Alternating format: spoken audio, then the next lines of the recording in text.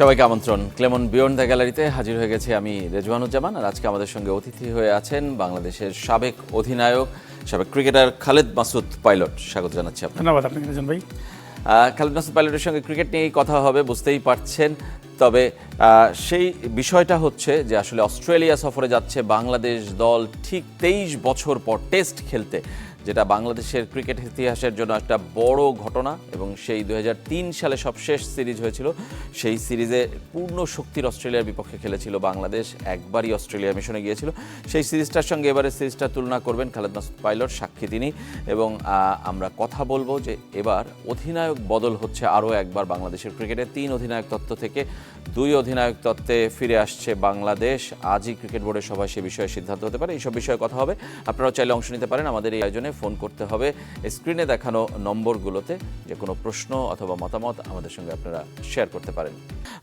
Khaled Masud pilot, স্বাগত জানাচ্ছি। 2003 থেকে 2026 23 বছর পেরিয়ে গেছে। অস্ট্রেলিয়া এখনও আমরা খেলতে যেতে পারিনি, আরও একবার যাওয়ার অপেক্ষায়। কাল পরশুই বাংলাদেশ দল যাবে এবং সেই সফরে 2টি টেস্ট খেলবে। সেই ডারউইনেই একটি টেস্ট কিন্তু আছে। মানে স্মৃতির পাতা থেকে আসলে কি মনে হয় প্রথমে রেজন ভাই বলবো, স্মৃতি তো অনেক আগের। স্মৃতি তো ধরেন প্রায় 23 বছর। আপনি বললেন 2003। আমার মনে আছে যে ডারউইন কিন্তু বেসিক্যালি একটু আপনি জানেন যে অস্ট্রেলিয়ার আরেকটা সাইড, মালয়েশিয়া একদম ইন্দোনেশিয়ার পাশে, ইন্দোনেশিয়া বা মালয়েশিয়ার সমুদ্র ক্রস করলে ওই পাশে পড়ে। একটু ড্রাই এরিয়া, তো একটু গরম থাকে সাধারণত। মালয়েশিয়ার মতো একটু টেম্পারেচার এখন থাকে। স্লো উইকেট হয় সাধারণত। অস্ট্রেলিয়াতে যে সিডনি বা মেলবোর্নের যে ধরনের উইকেট আমরা দেখেছি টিভিতে বলেন বিভিন্ন সময় খেলায়, একটু স্লো উইকেট হয়। বাট আমি মনে করি যে সুন্দর একটা বলবো যে বাংলাদেশের খুব ভালো সময় যাক। এবং আমাদের 2003-এ যদি বলেন, তখন আমরা যে টিমটার সাথে খেলেছিলাম, 2000 সালে আমরা প্রথম টেস্ট খেলি এবং 2003-এ অস্ট্রেলিয়াতে আমরা ট্যুরে যাই খেলতে। 2টা টেস্ট 3টে ওয়ানডে খেলছিলাম। এবং আমার মনে আছে যে আমাদের যে টিমটা ছিল ম্যাক্সিমাম কিন্তু ওই সময় আমরা ইন্টারন্যাশনাল টেস্ট এরিয়া কিন্তু একদম ইয়াং, নতুন খেলছি। লাস্ট 3 বছর খেলেছিলাম 2000 থেকে শুরু করে। তো এখন তো ধরেন 26 বছর হয়ে গেছে, অলমোস্ট অনেক ম্যাচিওর, অনেক টেস্ট প্লেয়ার আমাদের রেগুলার বড় বড় টিমের সাথে খেলছে। মানসিকভাবে অনেকভাবে আমি বলবো যে অনেকটাই স্ট্রং। সাথে সব কিছু মিলে আমার কাছে মনে হয় যে এখন পারফরমেন্সটা আরও বেটার হওয়া উচিত, অনেক অনেক ভালো হওয়া উচিত, ভালো কিছু করা উচিত। আর 2003-এর যদি আপনি বলেন ওই সময়ের যে টিমটা ছিল অস্ট্রেলিয়া, আমার কাছে মনে হয় যে সুপার টিম ছিল। আমি অনেক একটু করে দেখছিলাম যে মেমোরি থেকে একটু সরে গেছিলো খেলাগুলো। তো আমি দেখলাম যে ওখানে যেমন আপনি ধরেন গিলক্রিস্ট, ম্যাথু কী বলে ছিল, ল্যাঙ্গার ছিল, ডেমিয়ান মার্টিন ছিল, গিলিসপি ছিল, ম্যাকগ্রা ছিল, ব্রেটলি ছিল। তো সব কোয়ালিটি প্লেয়ার। মাইকেল বেভেন ছিল একই জায়গায়, ওই তারাগুলো সব। মানে পুরো অস্ট্রেলিয়া দলের মানে অস্ট্রেলিয়ার যে বেস্ট টাইমগুলো যাচ্ছিল ওই সময়টা থেকে, কিন্তু ওই প্লেয়ারগুলো কিন্তু লম্বা সময় অস্ট্রেলিয়ান টিমকে ক্যারি করে। এখনো অস্ট্রেলিয়ান টিম সবসময় ভালো, বাট ওগুলো ওই সময় একটা স্টার প্লেয়ার যাদের নাম, তারা মানে অনেক বছর খেলে গেছেন, মানে পার্মানেন্টলি। স্টিভ ওয়া পার্মানেন্টলি অনেক দিন খেলে গেছেন, ওই সময় সার্ভিস দিয়ে গেছেন। মানে ওই সময় কোনো স্মৃতি মনে পড়ে কিনা যে এরকম এত স্টার প্লেয়ার যাদেরকে দেখে আপনারা বড় হয়েছেন, তাদের সামনে খেলা কিংবা তাদের সঙ্গে খেলা, সেই সময়টার কোনো কথা মনে পড়ে কিনা জানতে চাই। কিন্তু তার আগে দর্শকের ফোন নিতে চাই। দর্শক পরিচয় জানিয়ে প্রশ্ন অথবা মতামত জানাবেন। আসসালামু আলাইকুম। ওয়ালাইকুম আসসালাম।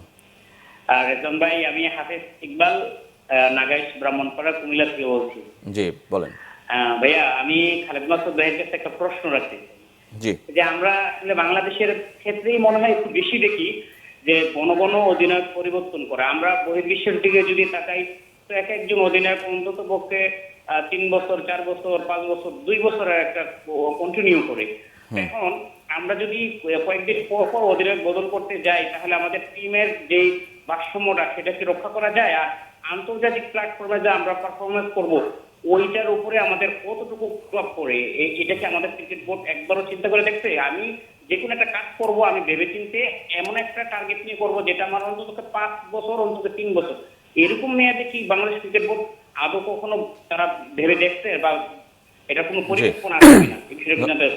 ধন্যবাদ আপনাকে। অধিনায়ক নিয়ে আমরা কথা বলবো আলাদা করে, আমাদের বিষয়ই আমরা বলেছি যে আবার অধিনায়ক বদল। কিন্তু তার আগে যেটা বলছিলাম যে 2003-এর সেই সময়ের কোনো স্মৃতি কি আপনার রিকল করতে পেরেছেন? দেখেন, আমি বলবো যে হ্যাঁ, অবশ্যই ডারউইনে যখন আমরা খেলতে যাই বেশ ভালো সময় কাটিয়েছিলাম আমরা। অস্ট্রেলিয়া আমরা ম্যাচ হেরে গেছিলাম, আমি জানি যে ম্যাচ হেরে গেছিলাম। এবং বিশেষ করে ক্যাপ্টেন স্টিভ ওয়া সে যে অনেক তখন এমন কথা উঠেছিল যে 2 দিনে বাংলাদেশ ম্যাচ হেরে যেতে পারে, এরকম একটা আলটিমেটলি আমরা তখন নতুন টিম, আপনি ধরেন সাপোজ এখন যেমন আয়ারল্যান্ড টিম যেমন আছে, ঠিক এরকম একটা টিম আমরা কেবল টেস্ট নিয়ে আসছি, এটা কিন্তু খুব স্বাভাবিক। আমি সবসময় একটা এক্সাম্পল দিই যে আমাদের 2001, 2, 3, 4, 5 এই সময় আর এখনকার সময়ের মধ্যে অনেক পার্থক্য আছে। এখন একটা ছেলে কিন্তু সেই যে ফ্যাসিলিটিসগুলো আছে, এখন ধরেন বিপিএলের মতো ইভেন্ট খেলে রেগুলার, যখন আপনি ইন্টারন্যাশনাল এরিনার ভালো ভালো ক্রিস গেল বলেন, আমাদের এখানে বাংলাদেশ সবাই খেলেছে, পোলার টোলার খেলেছে, একই ড্রেসিং রুমে যখন খেলছেন, একইভাবে আপনি বড় হচ্ছেন, আপনার মানসিকতা চেঞ্জ হয়। খেলাধুলার মধ্যে মানসিকতা খুব ইম্পর্টেন্ট। আপনি যখন সাপোজ আমি আর আপনি একই মানুষ, ধরেন আপনি একটা এক্সাম্পল দিই আপনি শাহরুখ খানের সাথে যদি 1 মাস আপনি বসে যদি রেগুলার আড্ডা দেন, কিন্তু যে কোনো সেলিব্রিটির সাথে তখন আপনার কথা বলতে নর্মাল মনে হবে। কিন্তু হয়তো আপনি একই মানুষ যদি নর্মাল একটা লোকাল সেলিব্রিটির সাথে আপনি মিশেন, শাহরুখ খান যদি আপনার সাথে আচমকা 10 মিনিটের জন্য আসে, আপনি কিন্তু একটু হলেও এক্সাইটেড মানে কি এরকম। তো কনফিডেন্স একই মানুষ, শুধু মাইন্ড আলাদা। তো আমরা টেস্ট সিরিজে খেলার আগে ওনারা কিন্তু তার আগে ধরেন 50 বছর 100 বছরের হিস্ট্রিতে তারা তাদের বেস্ট জায়গাতে খেলতেন। আমরা 2000 সালের আগে কিন্তু আমরা খেলতাম, ধরেন টেস্ট তো খেলতামই না, আমাদের ফার্স্ট ক্লাসও ছিল না। তো আমরা ওই সময়টা আমরা সবসময় কিন্তু টিভিতে খেলা দেখেছি। ধরেন সাপোজ ওই গ্রেট প্লেয়ারদের খেলা দেখেছি, স্টিভ ওয়া বা ধরেন বড় বড় প্লেয়ারদের খেলা দেখেছি। এই সময় এসে যখন আপনি সামনাসামনি খেলবেন, আপনাদের একটা অ্যাডজাস্ট করতে সময় লাগবে। তারপর আমি বলবো যে আমাদের প্লেয়াররা ট্রাই করেছে কতক্ষণে ম্যাচে কন্টিনিউ করা যায়। 5 দিনের ম্যাচকে কতক্ষণে 2 দিনের জায়গায় 3 দিন করা যায়, 3 দিনের জায়গায় কখনো কখনো যুদ্ধে ডিফেন্সিভ হচ্ছে আপনার আমি বলবো যে উইনের একটা পার্ট। বিকজ আপনি জানেন যে তাদের সাথে অনেক এক্সপিরিয়েন্স আর অনেক কোয়ালিটি, আপনি হয়তো ওখানে পারবেন না, বরঞ্চ আপনি কতখানি বল খেলে কত সময়টাকে আপনি অ্যাডজাস্ট করে করে নিজের এক্সপিরিয়েন্স ডেভেলপ করা, যেন পরবর্তী জেনারেশন আপনাকে আস্তে করে ওই জায়গাটা এসে ধরবে, যেন আপনার চেয়ে বেটার প্লেয়ার এসে ওই জায়গাটা ধরবে। আমি মনে করি আমাদের কিন্তু সেইভাবেই যাচ্ছিল। আপনি তারপরে দেখবেন যে 2005, 6, 7 দিকে পর থেকে দেখবেন মাশরাফি আসলো, তামিমের আসলো, মুশফিক, এরা আমাদেরকে ওই জায়গাগুলো বিট করে করে কিন্তু আরও উপরে লেভেলে এনে গেছিলো। বাট আমি মনে করি 2026 সাল, এখন আমাদের কিন্তু ওয়ার্ল্ড লেভেলে থাকা উচিত ছিল। আমার কাছে মনে হয় আরও ভালো লেভেলে থাকা উচিত ছিল, টেস্টেই নাই।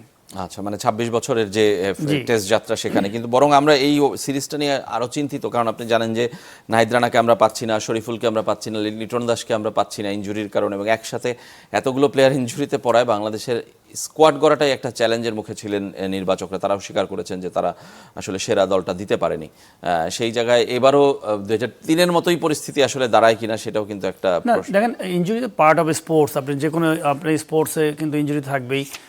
বাট আমার মনে হয় মানে কোয়ালিটি অফ প্লেয়ার কিন্তু খুবই কম। আমাদের যে প্লেয়ার বাংলাদেশ টিমে খেলেন তার মধ্যে লিমিটেড কিছু প্লেয়ার থাকে যারা কিনা হয়তো দীর্ঘ সময় ধরে খেলছেন, নিজেকে ব্র্যান্ড বানিয়েছেন, স্ট্যাবলিশ করেছেন। হয়তো বেশিরভাগ ক্ষেত্রে আমরা জোড়াতালি দিয়ে কিন্তু টিম রিপ্রেজেন্ট করি অনেক সময়। তো ইনজুরিতে পড়লে আলটিমেটলি আমাদের যে কোয়ালিটি প্লেয়ার, যেমন লিটন দাসের কথা যদি আপনি বললেন, নাহিদ রানা যে রিদমে বল করছে, নাহিদ রানার ব্যাকআপ তো আপনার নাই, যেটা হয়তো ইন্ডিয়া বলেন বা অস্ট্রেলিয়াতে বলেন 19-এর সাথে 19.5 বা 20 পেয়ে যাবেন, কিন্তু বাংলাদেশে কিন্তু ওই জিনিসটা পাবেন না। তো যার জন্য মানে কোয়ালিটি প্লেয়ারের অভাবের জন্য আপনার টিমটা তখন স্ট্রেংথ অনেক হারিয়ে যায়। তো এই ধরনের নাহিদ রানা না থাকা মানে বিশাল বড় একটা ঘাটতি পেস অ্যাটাকে, যে অ্যাটাকে বল করতো সেই অ্যাটাকটা হয়তো যে কোনো ব্যাটসম্যানের জন্য একটু প্রবলেম হতো। লিটন দাস অনেক ম্যাচিওর, অনেক দিন ধরে খেলছে, হাইস্ট লেভেলে খেলে কীভাবে পারফর্ম করতে হয় সেই জিনিসটা জানে। হয়তো ধারাবাহিকের একটু ঘাটতি আছে, বাট ওভারঅল আমার কাছে মনে হয় কিছু ম্যাচিওর প্লেয়ার খুব ইম্পর্টেন্ট, বিশেষ করে এই সব এরিনার জন্য। বিকজ আপনি যখন ওই লেভেলে খেলতে যাবেন, তারা কিন্তু অলরেডি ওইভাবে প্ল্যান করে আসে। অস্ট্রেলিয়া টিম বলেন বা ইন্ডিয়া টিম বলেন, ইংল্যান্ড টিম, তারা কিন্তু আপনারা সমস্ত কিছু দেখবে, কম্পিউটার অ্যানালাইসিস করবে, আপনাকে ওই প্ল্যানে ওরা কাজ করবে। আমরা শুধু কম্পিউটার অ্যানালাইসিস যতই দেখি, আমি পারি না, বিকজ আমার মধ্যে ওই কোয়ালিটিটা কম। কোয়ালিটির ইম্পর্টেন্ট। আপনাকে যদি বলে 6টা বলে 6টা ইয়র্ক করতে, আপনাকে আগে কোয়ালিটি থাকতে হবে যে 6টা ইয়র্ক মারতে পারে কিনা। ওই ইয়র্ক করতে যে আপনি হাফ বলি পড়ে যাবে। তো বেস্ট প্লেয়াররা এমনি তো বেস্ট প্লেয়ার হয় না। মানে সেই জায়গাটায় আপনি তার মানে এবার তো আমরা ঘাটতি নিয়ে যাচ্ছি, কিন্তু পারফরমেন্সে আপনি বললেন যে 26 বছর আমাদের টপ লেভেলে থাকার কথা ছিল, সেটা তো আমরা নেই। বরং এই ইনজুরি বলি কিংবা দল নিয়ে নানা ধরনের সমস্যার কথা বলি, সেরা দলটা আমরা পাচ্ছি না যেহেতু, সেই কারণে আমরা পারফরমেন্স নিয়েও আসলে একটা প্রশ্নের মুখে আছি আমরা এবারও। বাট এটা আবার একদিক দিয়ে যদি ধরেন অন্যভাবে যদি দেখেন, আমি মনে করবো যে যারা ইয়াং প্লেয়ার, যারা সুযোগ পাবেন, ইয়াং প্লেয়ার বলতে বলছে যে সবাই তো নতুন প্লেয়ার সুযোগ পাবে না।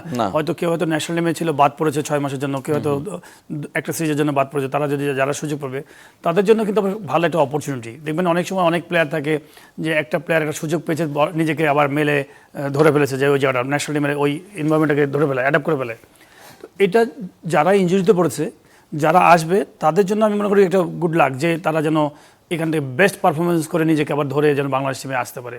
এই চ্যালেঞ্জিং স্পিডটা থাকে হচ্ছে দেখবেন ইন্ডিয়া টিমে বা অন্যান্য টিমগুলো সব বসে থাকে কখন একটা প্লেয়ার বাদ পড়বে ওই জায়গাটা ঢুকবে এবং আমি ওই জায়গাটা ধরে ফেলবো। তো এই জায়গাটা আমার কাছে মনে হয় যারা আমাদের প্লেয়াররা ঢুকবেন টিমে স্কোরে তাদের কাছে আমি মনে করি যে একটা বেস্ট অপরচুনিটি তাদের কাছে যে এগেনস্ট অস্ট্রেলিয়া ভালো টিমের সাথে খেলা, ভালো জায়গায় খেলা, আমি কি করে এই জায়গাটা আমি অ্যাডাপ্ট করতে পারি এবং এখানে লম্বা সময় সার্ভিস দিতে পারি। আচ্ছা, আমরা এই সিরিজ নিয়ে আরও কথা বলবো, কিন্তু তার আগে একটু অধিনায়ক নিয়ে বলতে চাই যে দর্শকেরও প্রশ্ন ছিল, আমাদেরও বিষয় ছিল যে বাংলাদেশ কিছুদিন আগে খুব বেশি দিন হয়নি 3 অধিনায়ক তত্ত্বে ফিরেছিল, যে 3 ফরম্যাটে 3 জন অধিনায়ক, এবং সবশেষ বোর্ড সভাপতি যিনি ছিলেন আমিনুল ইসলাম বুলবুল, তার সময়ই এই সিদ্ধান্তটা এসেছিল। সেখান থেকে বর্তমান বোর্ড মনে করছে যে এটা পরিবর্তন করা প্রয়োজন। আজকেই বোর্ড মিটিং আছে এবং 3 ফরম্যাটে 2 অধিনায়ক তারা দিতে চায়। টেস্টের জন্য নাজমুল হোসেন শান্ত থাকবে, ওয়ানডের জন্য মেহেদী হাসান মিরাজের পরিবর্তে লিটন দাসের কথাই আলোচনায় আসছে যে টি-20-র পাশাপাশি তিনিও ওয়ানডের নেতৃত্বটা নেবেন।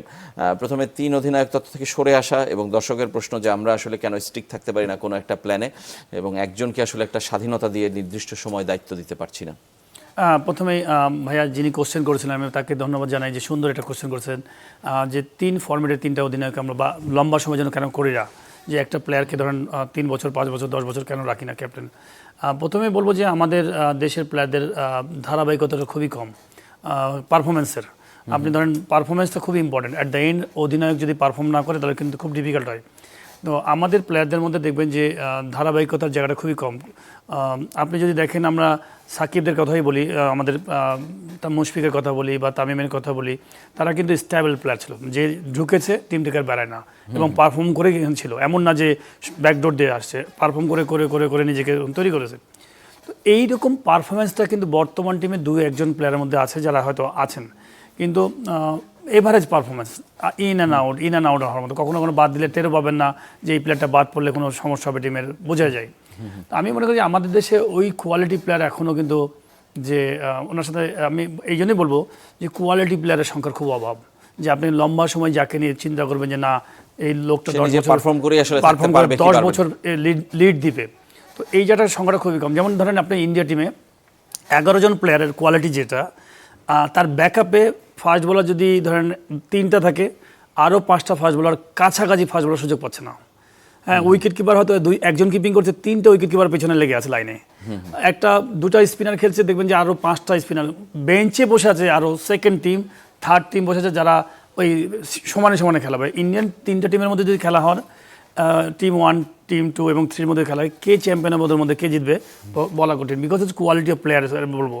আমাদের দেশে কিন্তু ওই কোয়ালিটি অফ প্লেয়ারের সংখ্যাটা খুবই কম, হয়তো হাতে গোনা আপনি কয়েকটা পাবেন যারা একদম স্টেবল, যাদেরকে টিম প্রথমে তাদের নাম দিয়ে তারপর টিম বানাতে পারবেন, কিন্তু বাদবাকি প্লেয়ারকে কিন্তু খুবই কম। আমি তাদের জন্য মনে করি যে ইন্ডিভিজুয়াল ইমপ্রুভমেন্ট খুব দরকার। একটা তো টিমের প্র্যাকটিস হয়, আমাদের দেখবেন যে টিম প্র্যাকটিস করছে রেগুলার, অনেক ফ্যাসিলিটি আছে।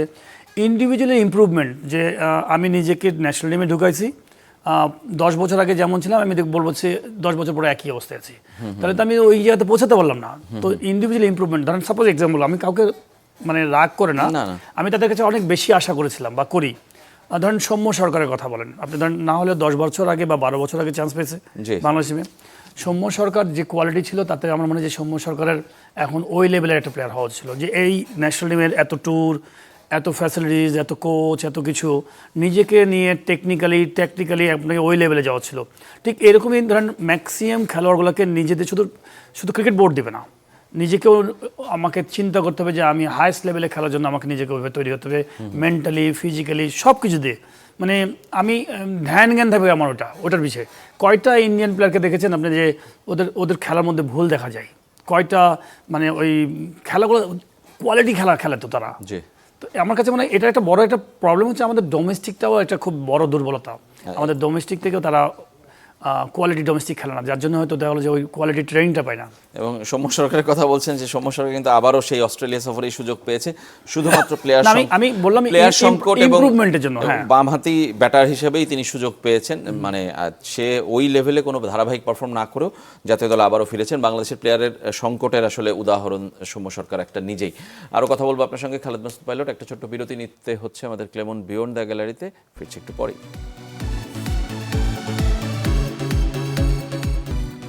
বিরতির পর আবারও ফিরে এলাম ক্লেমন বিয়ন্ড দ্য গ্যালারিতে। আমরা কথা বলছি ক্রিকেট নিয়ে। আমাদের সঙ্গে আছেন সাবেক অধিনায়ক খালেদ মাসুদ পাইলট। অধিনায়ক পরিবর্তন করতে চলেছে ক্রিকেট বোর্ড, কেমন হবে সে বিষয় নিয়ে কথা বলছিলাম।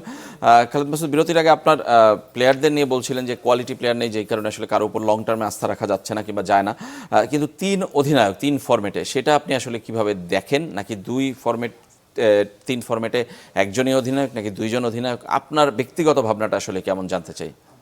আমার মনে হয় যে দেখেন, ডিপেন্ড করে যে আপনি কীভাবে হ্যান্ডেল করবেন। এবং আমরা হয়তো বাইরে থেকে এখন দেখছি সাধারণ মানুষ হয় অনেক রকম অনেকভাবে আলোচনা করবে, বাট আমি মনে করি যে ম্যানেজমেন্ট যারা আছেন, মানে ওখানে সিলেক্টর বা প্লাস কোচিং স্টাফ যারা আছেন, তারা সবচেয়ে ভালো, আমি বলবো যে মানে রাইট ডিসিশনটা তাদের কাছ থেকে আসা উচিত। এই জন্য তারা খুব কাছ থেকে দেখে। আমি ব্যক্তিগতভাবে আমার মত হচ্ছে 3 ফরম্যাটের 3টা ক্যাপ্টেন আগেও দরকার ছিল না, আমার কাছে মানে এত প্লেয়ার আপনার কাছে নাই যে ইন্ডিয়ান টিমের মতো প্লেয়ার 30-40 জন প্লেয়ার আছে, এক একটা ফরম্যাটে একজনকে স্পেশালিস্ট করে আপনি তৈরি করে আগায় যাবেন। অত প্লেয়ার নাই। আপনি ঘুরে ফিরে দেখবেন যে 5টা বা 7টা প্লেয়ার আপনার কোর, T20 খেলে, ওয়ানডে খেলে এবং টেস্ট খেলে।